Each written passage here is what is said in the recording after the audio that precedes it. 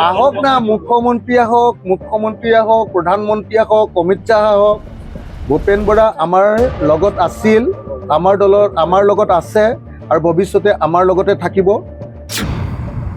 ভূপেন দাক কোনেনো ইয়াৰ পৰা যাবলৈ দিব? দাঙি লৈ ফুৰিম আমাৰ লগতে।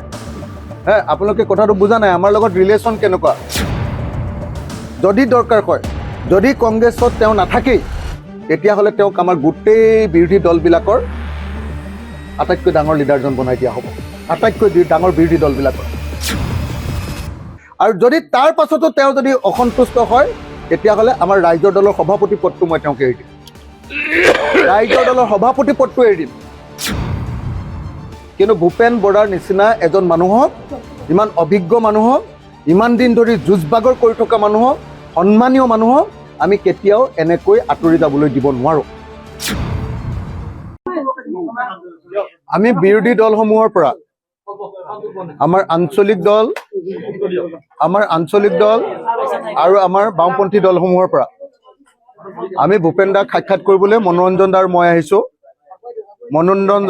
মনোৰঞ্জন তালুকদাৰ CPIMৰ বিধায়ক, সন্মানীয় আমাৰ অসম বিধানসভাৰ জ্যেষ্ঠ বিধায়ক মনোৰঞ্জন তালুকদাৰ আৰু মই ৰাইজৰ দলৰ সভাপতি হিচাপে আজি বিৰোধী ঐক্যমঞ্চৰ তৰফৰ পৰা, বিৰোধীসকলৰ তৰফৰ পৰা ভূপেন দাক সাক্ষাৎ কৰিবলৈ আহিছোঁ। ইতিমধ্যে অলপ সময় কথা পাতিছোঁ। আপোনালোকে নিশ্চিন্ত হৈ থাকক যে ভূপেন দা আমাৰ মাজৰ পৰা আঁতৰি নাযায়।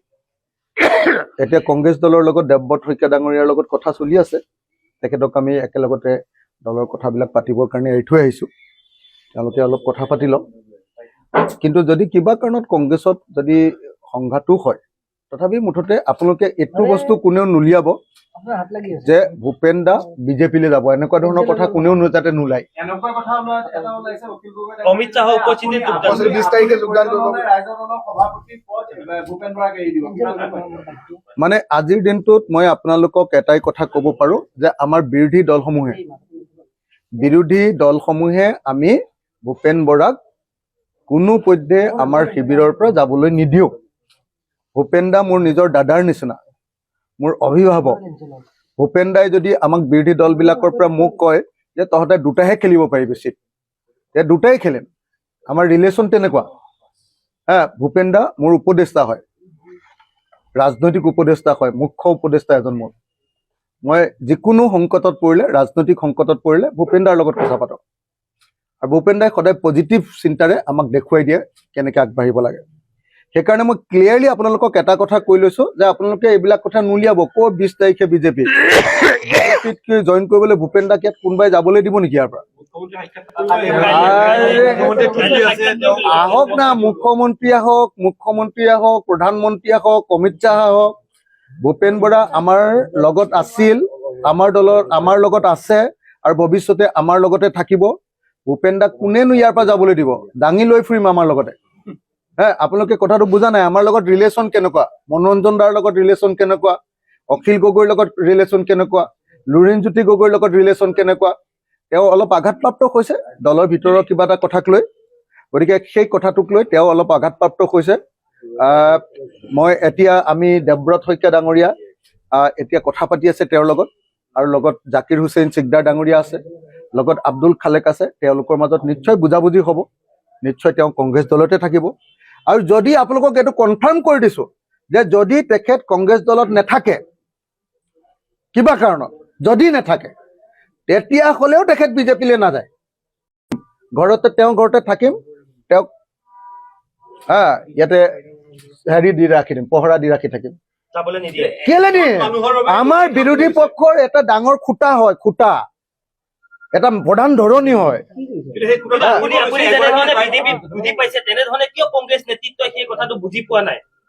মানে সেইবিলাক কংগ্ৰেছৰ ভিতৰৰ কথাটো না দাদা, আমি ক'ব নোৱাৰো, আমি একো ক'ব নোৱাৰো।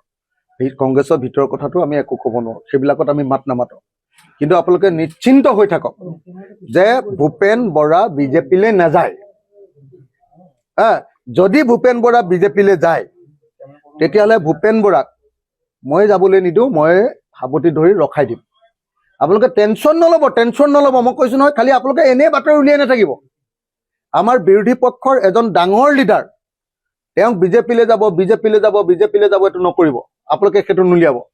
যদি দৰকাৰ হয় মই আকৌ কৈ দিলোঁ, যদি দৰকাৰ হয়, যদি কংগ্ৰেছত তেওঁ নাথাকেই, তেতিয়াহ'লে তেওঁক আমাৰ গোটেই বিৰোধী দলবিলাকৰ আটাইতকৈ ডাঙৰ লিডাৰজন বনাই দিয়া হ'ব, আটাইতকৈ ডাঙৰ বিৰোধী দলবিলাকৰ। আৰু যদি তাৰ পাছতো তেওঁ যদি অসন্তুষ্ট হয়, তেতিয়াহ'লে আমাৰ ৰাইজৰ দলৰ সভাপতি পদটো মই তেওঁক এৰি দিম, ৰাইজৰ দলৰ সভাপতি পদটো এৰি দিম।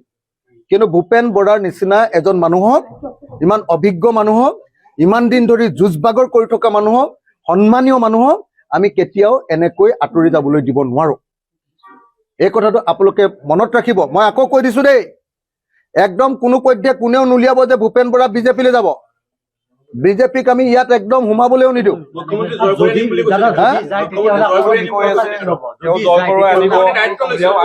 আৰে কেলে যাব? যি আদৰ্শগতভাৱে বিজেপিক বিৰোধিতা কৰে। এতিয়া মোক পৃথিৱীখন যদি হিমন্ত বিশ্ব শৰ্মাই দি দিয়ে, মোক যদি বোলে মুখ্যমন্ত্ৰী পদটো দি দিম, তই আহ, এই বুলি ক'লে মই বিজেপিলৈ যাম নেকি? ভূপেন বৰাৰ আদৰ্শটো আছে নহয়। ভূপেন বৰাই সাম্প্ৰদায়িক দল এটাক, ভূপেন বৰাই ফেচিষ্ট দল এটাক, জনগণৰ বাক স্বাধীনতা হৰণ কৰা দল এটালৈ ভূপেন বৰা কিয় যাব? ইমান দিন ধৰি বাক স্বাধীনতাৰ কৈ থকা মানুহটোৱে নাযায়। মই জানো নহয় ভূপেন দাক, মই জানো, মোৰ নিজৰ ককাই, মোৰ নিজৰ দাদা।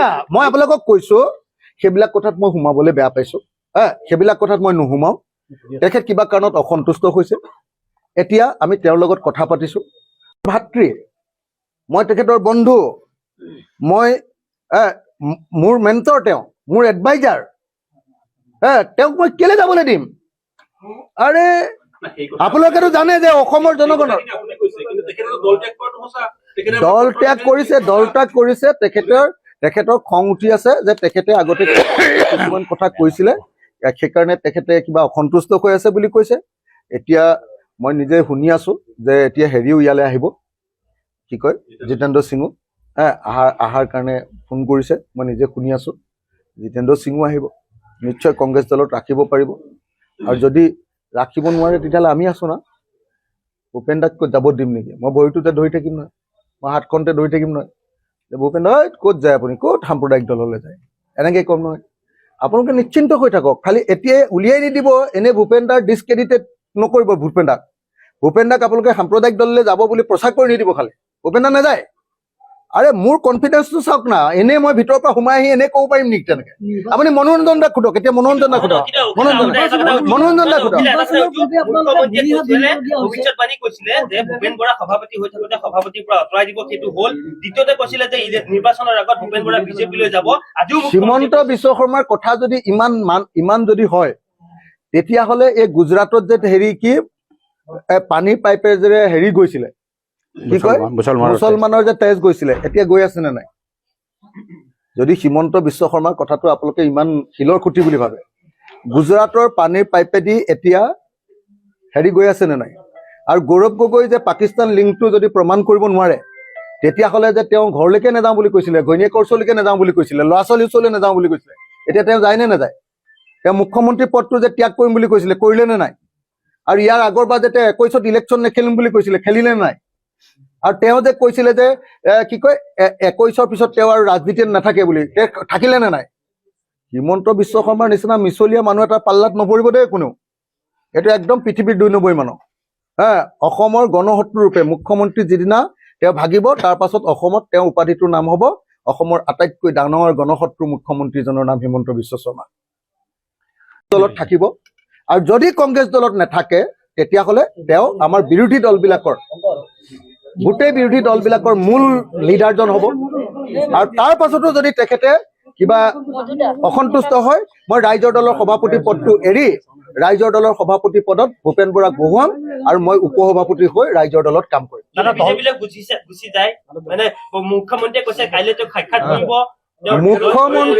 মুখ্যমন্ত্ৰীয়ে মানুহৰ মাজত, আমাৰ বিৰোধী দলবিলাকৰ আমাৰ যিটো আস্থা আছে মানুহৰ মাজত, সেইটো নাইকিয়া কৰিবৰ কাৰণে, অনাস্থা আনিবৰ কাৰণে এইটো কথা কৈ আছে। কোন মুখ্যমন্ত্ৰীক ভূপেন বৰাই মানে ইমান পাত্তা দিব কওকচোন? যিজন মুখ্যমন্ত্ৰী আজি আমাৰ ৰাজ্যখনৰ কাৰণে আটাইতকৈ ডাঙৰ শত্ৰু, গণশত্ৰুত পৰিণত হৈছে, সেই মুখ্যমন্ত্ৰীৰ কথা কোনে ভেলু দিয়ে? আপোনালোকে নিশ্চিন্ত থাকক, ভূপেন বৰাই মুঠতে বিজেপিত জইন নকৰে। আৰু ভূপেন বৰাই বিজেপিত জইন কৰিবলৈ হ'লে মই কান্ধত লৈ ঘূৰাই ফুৰিম যে ক'ত যাব পাৰে আপুনি, নোৱাৰিব বুলি। দাদা আপোনালোকে চিন্তা নকৰে। আপুৰো পুনৰ সুধিছো, দল ত্যাগ কৰাটো নিজৰ সিদ্ধান্ত আৰু ব্যক্তি স্বাধীনতা, তেওঁ ক'ত যায় কি কৰে। যদি তেখেতে বিজেপিত যোগদান কৰে তেতিয়াহ'লে কংগ্ৰেছ দলৰ লগত আপোনালোকৰ মিত্ৰতা হ'বনে আৰু কেনেকে আগবাঢ়িব? নাই মানে মই যিটো জানো, আপোনালোকে মিছা কথা কৈ লাভ নাই। কোনোবাই আপুনি নিউজ লাইফে এইটো কেতিয়াও নিউজ নুলিয়াব যে আমাৰ ভূপেন বৰা গৈ বিজেপিত সোমাব। ভূপেন বৰা বিজেপিত নোসোমায়, কনফাৰ্ম। আজিৰ দিনটোত কিবা এটা